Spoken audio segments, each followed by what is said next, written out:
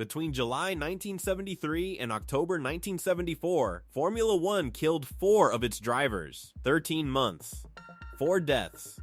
Roger Williamson, François Cevert, Peter Revson, Helmuth Koinigg. Each death contained a warning that had been given before it happened. In each case, the sport had been told what was coming and had not changed the thing that needed changing. In each case, the race continued. By 1973, Jackie Stewart had been fighting for Formula One safety for 7 years. He had watched his friend Jim Clark die at Hockenheim in 1968. He had crashed heavily at Spa in 1966 and been trapped in his car for 25 minutes with fuel leaking around him and no adequate medical response. After that, he taped a spanner to his steering wheel before every race for the rest of his career so he could loosen the wheel and get out. He had led boycotts of Spa and the Nürburgring. He had pushed for barriers, runoff zones, medical cars, fire-resistant suits, properly trained marshals. He had been called soft. He had been called a coward. By 1973, some things had changed. Fuel tanks were better protected, fire suits were standard, medical response had improved, the sport was safer than it had been in 1966. It was not safe. The 1973 season ran from Argentina in January to the United States in October. 16 races. The fastest cars in the world on circuits that, in some places, had not been updated for the speeds those cars could reach. 4 drivers would not survive the next 13 months. Roger Williamson was 25 years old and racing in only his second Formula One Grand Prix. He had won the British Formula 3 Championship back-to-back in 1971 and 1972. Tom Wheatcroft, the businessman who owned Donington Park, had backed his career personally. When Williamson died, Wheatcroft called it the saddest day of his life. He later commissioned a bronze statue of Williamson at Donington, which still stands. Williamson's first Grand Prix had been at Silverstone 2 weeks earlier. He came to Zandvoort for the Dutch Grand Prix, hoping to show what he could do in his second race. On lap 8, Williamson's March 731 suffered a suspected tire or suspension failure at the Tonal Oost section.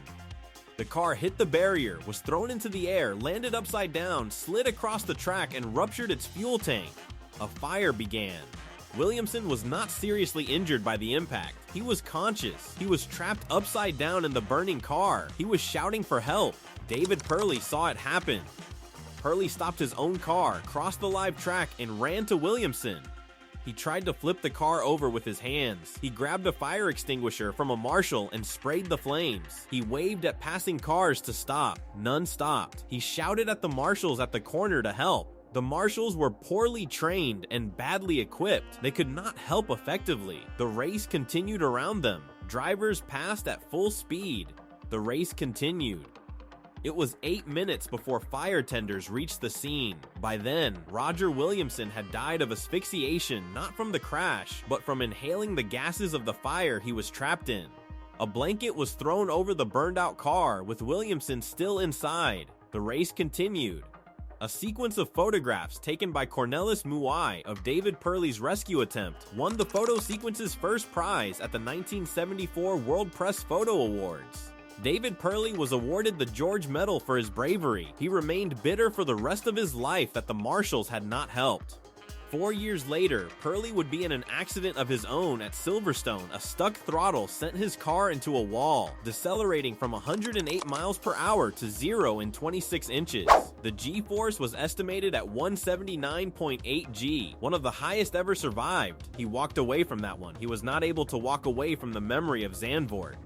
The warning in Williamson's death, marshals at Formula One circuits were not trained or equipped to deal with a fire during a live race. This had been identified before. It had not been fixed. After Williamson's death, the 1973 season continued. Stewart was planning to retire at the end of the year. He had told almost nobody. He had already clinched his 3rd world championship with 3 races still to go. The plan was to announce his retirement after the final race, the United States Grand Prix at Watkins Glen, his 100th Grand Prix start. François Cevert was being prepared to lead Tyrrell from 1974. Stewart had mentored him for years. The succession was clear. The season headed to Watkins Glen. Saturday, October 6, 1973. Morning qualifying. François Cevert was 29 years old. He had been born in Paris in 1944. He spoke 4 languages. He had trained as a classical pianist before coming to racing. He had won his first and only Grand Prix at Watkins Glen in 1971, the same circuit where, 2 years later, he would die. In 1973, he had finished on the podium 7 times. He was about to become the lead driver of one of the sport's most powerful teams. Stewart and Cevert disagreed about how to take the S's. Stewart preferred 4th gear calmer, more controlled. Cevert preferred 3rd gear faster, but more demanding. A film shot minutes before the fatal qualifying session captured them in the middle of this exact conversation. It was the last footage of Cevert alive. Cevert had already set a competitive time. He went out again. He thought he could improve. On his flying lap through the S's, his car was positioned slightly too far to the left. It caught the curb. The Tyrrell snapped sideways. It crossed the track and hit the outside Armco barrier almost head-on. The Armco at the S's was not properly secured. When the Tyrrell hit it, the barrier uprooted rather than redirecting the car. Cevert went through it. He died instantly. The medical team covered him. Stewart did not see the crash. He was in the garage. A team member told him. He walked to the scene. He withdrew from the race. Tyrrell withdrew. Stewart's 100th Grand Prix, the retirement announcement, the celebration did not happen. He never raced again. Stewart has said many times, across many decades, that he lost 57 friends on the racing track. He has said that François was the one who made him stop. The warning in Cevert's death, the Armco barrier at the S's at Watkins Glen, was insecurely installed. The same circuit had been raced on before with the same problem unaddressed. Within 12 months, another driver would die at Watkins Glen. The same barrier type, the same installation failure. Peter Revson was 35 years old. He had been born in New York in 1939, the nephew of Charles Revson, the founder of Revlon Cosmetics. He had turned down an easier life for one of speed.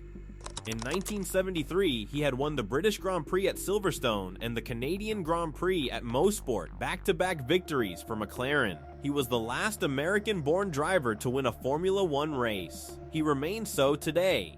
For 1974, he moved to Shadow. He tested well in Argentina and Brazil. He went to Kyalami, South Africa, for a pre-race test before the South African Grand Prix.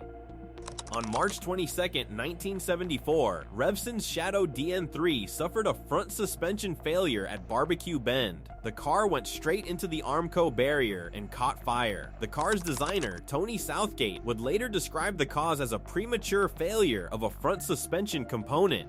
Graham Hill and Emerson Fittipaldi were ahead of him on track. Hill described helping lift the wreckage to reach Revson. By the time they got him out, Revson was already dead. His brother Douglas had been killed racing in Denmark in 1967.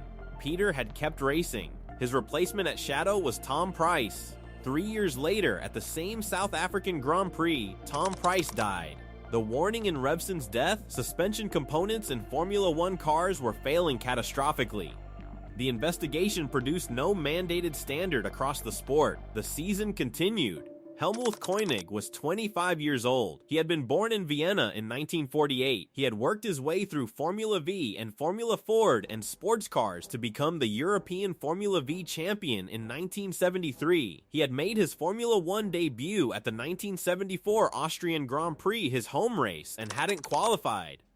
At the Canadian Grand Prix, he had driven well enough to be noticed as a genuine prospect for 1975. He had one race left in the season. That race was the 1974 United States Grand Prix at Watkins Glen, the same circuit where François Cevert had died exactly 1 year earlier. October 6, 1973. October 6, 1974, the same date, the same track, the same Armco. On lap 10, running near the back of the field, Koinigg Surtees TS16 suffered a suspension failure at turn 7. The car went straight into the Armco barrier. The speed of impact was relatively low. In different circumstances with a properly installed barrier, Helmuth Koinigg would very likely have survived. It was the kind of accident drivers walked away from. The Armco at turn 7 was not properly installed. The bottom portion buckled when the car hit it. The surtees passed underneath. The top rail held and did not move with it. Koinigg was killed instantly. He was in his second Formula 1 race. The race continued for 49 more laps. The season ended. Emerson Fittipaldi secured his second world championship. The warning in Koinigg's death was the same warning as Cevert's, the same barrier type.